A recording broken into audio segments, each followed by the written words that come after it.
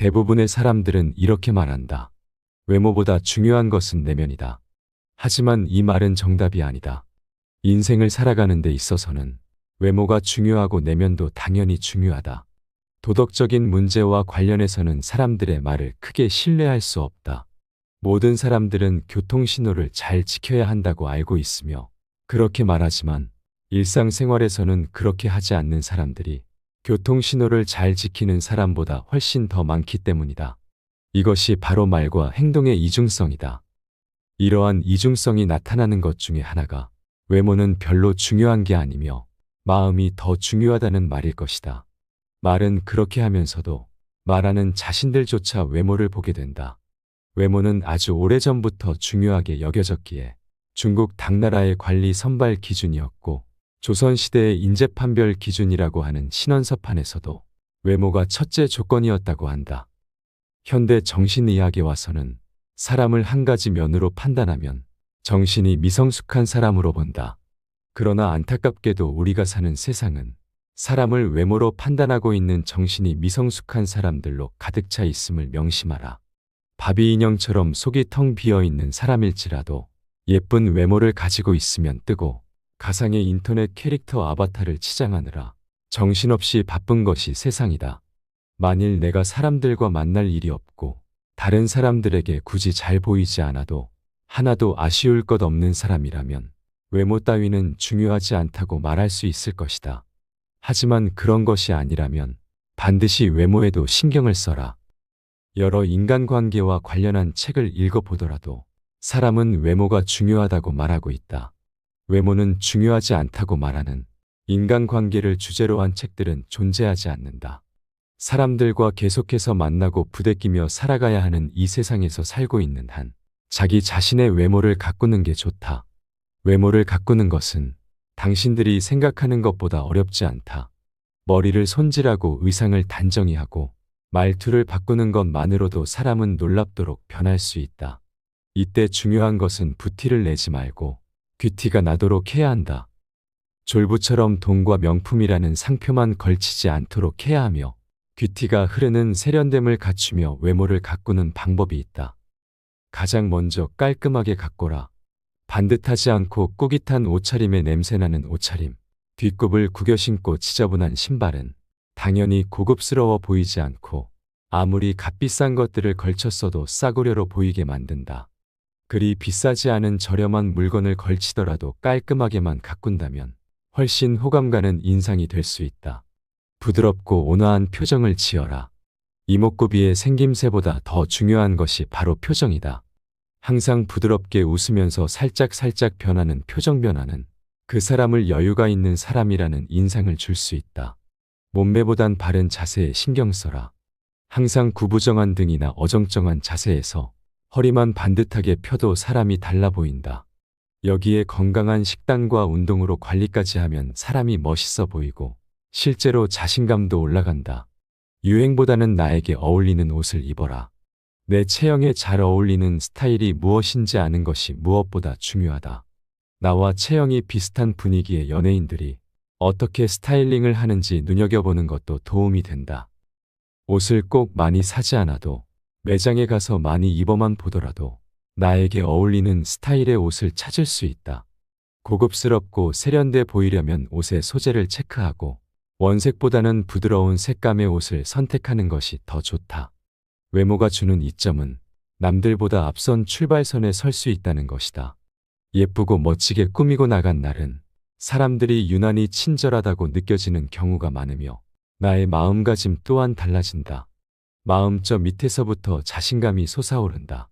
반면 너무 후줄근하게 입고 외출했을 때는 사람들을 최대한 안 마주치게 아래를 보며 걷게 되고 얼른 집에 오고 싶다는 마음마저 든다. 외모가 출발선을 조금 앞에 두도록 도움을 주는 것이라면 롱런하고 질주하게 만들어주는 것은 내면이다. 외모만을 믿고 내면을 가꾸지 않으면 생명이 길 수 없다. 그렇기에 외모를 통해 출발선을 앞당기며 그 후에 갈고 닦은 내면의 아름다움을 발휘하면 더욱 좋을 것이다. 누군가는 옷을 잘 입는다고 다 부자가 되는 걸까 하는 의심을 가질 것이다. 워싱턴 대학교 심리연구팀에 의하면 적게는 10배에서 많게는 100배 이상의 차이가 난다고 밝혔다. 또한 현대 인상학자들의 견해에 따르면 옷을 잘 입는 사람의 경우에는 누구에게나 쉽게 자신의 생각을 어필해 상대의 동의나 승낙을 얻어내게 된다.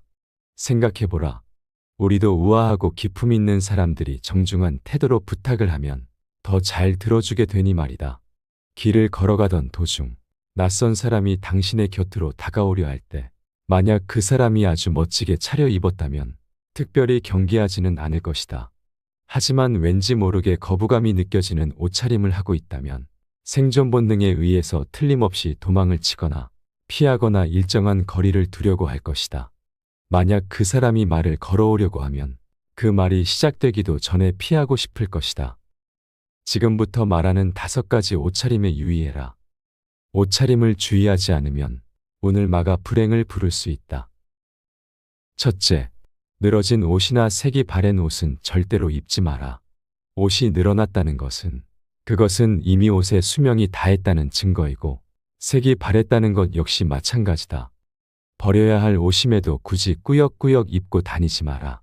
옷을 걸어둘 때는 절대 세탁소에서 주는 철제 옷걸이를 사용하지 마라. 철제 옷걸이에 걸어둔 티셔츠나 얇은 옷은 잘 늘어나기 때문에 버려지기 쉽다. 늘어난 옷을 입고 다니는 사람들은 어디를 가서든 친절이나 호의를 받기가 어렵다. 늘 자신이 가진 능력에 비해 타인으로부터 과소평가를 받게 될 것이다. 두 번째, 구겨진 정장이나 외투는 절대 입지 마라. 정장이나 외투가 구겨져 있다는 것은 아주 게으른 사람이라는 인상을 풍긴다. 실제는 그 사람이 그렇지 않은 사람일지라도 처음 본 사람은 그렇게 판단할 가능성이 아주 높다. 현대 인상학자들 역시 구겨진 정장이나 외투를 입는 사람들은 일정한 형식이나 절차 없이 편한 대로 살아가며 타인에게 절대 호감을 얻을 수 없다고 말한다. 옛날 우리 조상들께서도 의복 손질만큼은 늘 정갈하게 하셨으며 옷차림이 하나도 삐뚤어지지 않아야 한다고 말했다. 당신의 생각과 행동이 바르다는 것을 타인에게 보여주는 첫인상을 결정하는 것이 바로 당신의 옷차림이다. 세 번째, 낡은 운동화나 구두는 절대 신지 마라. 풍수학에서는 인간의 운을 막는 최고의 요소가 바로 낡고 지저분한 신발이라고 말한다. 낡고 더러운 운동화나 구두를 신고 다니는 것은 행동과 생각에 조심성이 없다는 방증이다. 한마디로 말해 자신이 편한 대로 하고 싶은 대로 하고 살아가는 사람이라는 인상을 풍긴다는 것이다. 낡은 신발을 신고 다니는 사람은 걸음을 내딛어도 될 곳과 가지 말아야 할 곳을 구분하지 못할 것이고 이것은 자신도 모르게 자신의 무의식 속에 새겨지게 된다. 이 무의식은 그 사람이 가진 생각이나 행동을 그렇게 하도록 만들 것이고 나중에는 자신이 하고 싶은 말이면 다 뱉어버리는 제멋대로 행동하는 사람이 될 수 있다. 이것은 우리가 그러한 사람들과 가까이 하고 싶어 하지 않도록 만들 것이기에 그 사람에게는 좋은 운과 기회가 오기가 어려울 것이고 이에 따라 인생의 번영이 만들어지는 일 역시 어려울 것이다. 네 번째, 허전한 손목이나 목은 당신을 불행하게 만든다. 옷차림에도 포인트를 주어야 할 것이 있다. 목걸이에도 펜던트라는 포인트가 있어야 하며 반지에도 포인트가 있어야 하며 옷에도 포인트가 있는 것이 좋다. 사실 이런 물건뿐만 아니라 말이나 행동 등 인간이 살아가는 모든 부분에서 사람이라면 포인트가 있어야 한다. 평범한 넥타이를 매더라도 포인트로 핀을 한 사람과 그렇지 않은 사람의 정갈함은 뚜렷한 차이를 보인다. 똑같은 옷을 입었더라도 누군가에게 눈길이 더 간다면 그것은 포인트가 있느냐 없느냐의 차이일 것이다. 그것은 완전히 다른 고급스러움을 풍기도록 만든다. 그렇기에 남자든 여자든 상관없이 가능하면 손에는 손목시계나 반지 중 하나라도 하는 게 좋다. 여성의 경우라면 목에도 목걸이를 착용하는 것이 좋다. 하지만 너무 욕심을 부려 무엇이든 과하게 하면 오히려 오려던 운도 막을 수 있으니 어느 정도 덜어내고 깔끔하고 정갈하게 하는 것이 좋다. 즉 과하지 않게 적당히 최소한의 포인트만 주는 것이 더 좋다는 것이다. 또한 검은색 옷을 입을 때는 밝은색 옷을 함께 입어주어 색을 중화시켜 주어라. 아마도 편하고 부담이 없다는 이유 등으로 검은색 옷을 위아래로 맞춰 입는 사람이 많을 것이다. 하지만 검은색 옷을 입을 때는 반드시 그 안에 입은 옷의 색깔이 완전히 달라야 한다. 검은색은 휴식과 마침을 의미하며 죽음과 멈춤을 뜻하기 때문이다. 놀라운 것은 과학적으로도 검은색 옷을 매일 입으면 기분이나 건강 상태에 큰 영향을 끼친다고 한다. 이것은 검은색이 주는 파장 때문이다. 색에는 심리를 좌우하는 색채적인 파장이 있다. 마치 흐린 날이나 비 오는 날에도 밝은색 옷을 입으면 기분이 한결 좋아지는 것처럼 검은색 옷을 즐겨 입는 사람들은 쉽게 우울해지고 상대적으로 소심해지기 때문에 타인에 비해 불행함을 느끼는 경우가 많다.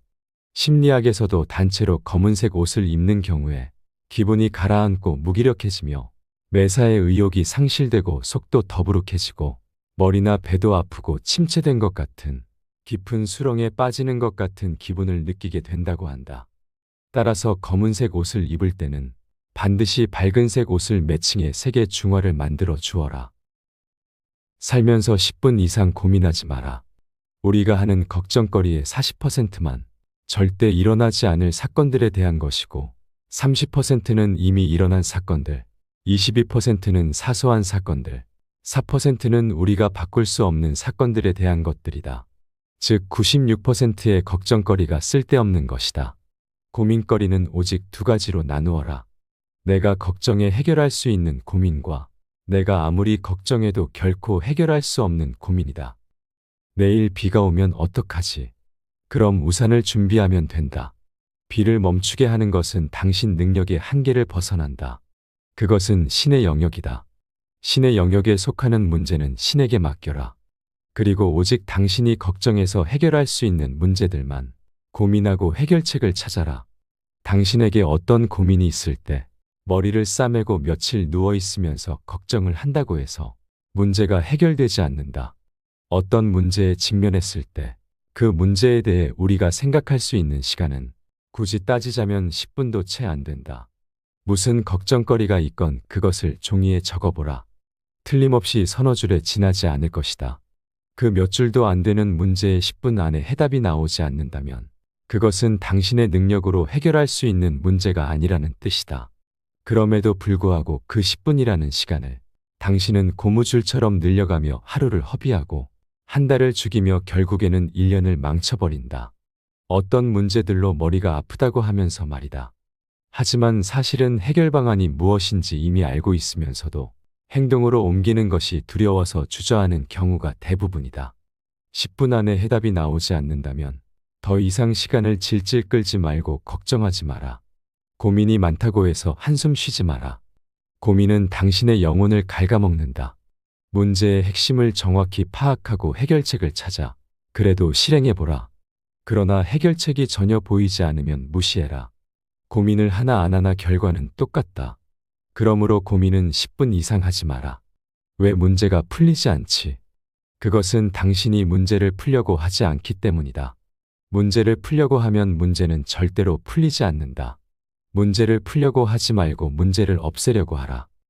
외로움과 친구하라.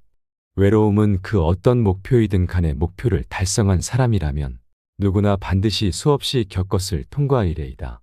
혼자서 노력하는 과정 중에 창밖에 비치는 찬란한 햇빛, 하얗게 쌓인 눈, 후두둑 떨어지는 소나기, 그런 것들을 배경으로 하여 시도 때도 없이 밀려드는 외로움과 보고 싶은 얼굴 등등이 스스로를 외롭게 하고 내가 도대체 꼭 이렇게까지 하며 살아야 하나 하는 회의감마저 불러일으킨다는 것을 나는 경험으로 알고 있다. 그래서 나는 장담한다. 만일 당신이 어떠한 목표를 향하여 정진하는 과정을 이미 시작하였거나 시작하려 한다면 이제 곧 문득 외로워질 것임을 안다. 그러므로 이제는 고독과 외로움을 친구로 삼아라. 당신이 외로움이나 고독과 친구를 삼고자 할 때 제일 방해가 되는 것은 놀랍게도 주변 친구들이다. 친구들은 당신의 옛날 생활들을 알기에 새삼스럽게 너답지 않게 왜 그러냐고 놀리며 발목을 붙잡고 늘어진다. 부자가 되려면 외로움을 이겨내야 한다. 친구는 당신에게 부자가 될 기회를 주지 않는다. 오히려 웃고 떠들며 이른바 정을 쌓으면서 부자가 될 시간만 빼앗는다. 그러므로 부자가 되려면 몇 년만이라도 만나지 말고 고독하게 지내라. 인생은 자전거와 같다. 뒷바퀴를 굴러가게 하는 것은 당신의 발이지만 앞바퀴를 돌려 방향을 잡는 것은 당신의 손과 눈이고 의지이며 정신이다. 당신의 발이 생활이라는 이름으로 당신을 움직일 수 있도록 돕지만 정작 당신의 손은 주머니 속에 깊이 박혀 있는지도 모른다. 정작 당신의 눈은 당신 앞에 놓여 있는 길을 바라보지 않고 옆에서 빠른 속도로 지나가는 오토바이들과 자동차만 부러운 마음으로 바라볼지도 모른다. 때문에 비록 열심히 페달을 밟고는 있지만 당신이 탄 자전거는 제자리를 맴돌 뿐이다. 그러니 그저 열심히 페달만 밟지 말고 반드시 방향을 잡아야 한다. 삶이 그대를 속인다면 분노하라. 자신의 삶에 스스로 노예가 되어 자신의 생활과 시간을 통제하지 못하는 사람은 인생의 주인이 되지 못한다. 비록 현재의 삶이 절망스럽고 고통스럽고 암흑에 쌓여 있는 것 같아 보인다면 분노하라. 분노를 느끼는 사람만이 닫힌 문을 세게 쾅쾅 두드릴 수 있다. 욕할 때는 화내지 마라. 아무 때나 욕을 해서는 안 되겠지만 욕을 할 수밖에 없는 상황이 펼쳐진다면 이것을 반드시 명심하라. 욕을 할 때도 원칙이 있다. 절대 흥분하지 마라. 욕은 얼음처럼 차가운 마음으로 머리로 해야 최대한의 효과를 거둘 수 있다. 그래야 싸늘한 맛도 생긴다. 오늘 들려드린 지혜의 말씀을 자주 되뇌이시고 마음에 새기시면 남은 인생을 더욱 건강하고 행복하게 살아가시는데 작은 도움이 되시리라 생각됩니다. 여러분의 지혜로운 삶의 여정을 함께합니다. 이상으로 밤을 잊은 철학이었습니다. 철학이 있는 당신의 삶을 응원합니다. 오늘 내용이 도움이 되셨다면 구독과 좋아요 부탁드립니다. 감사합니다.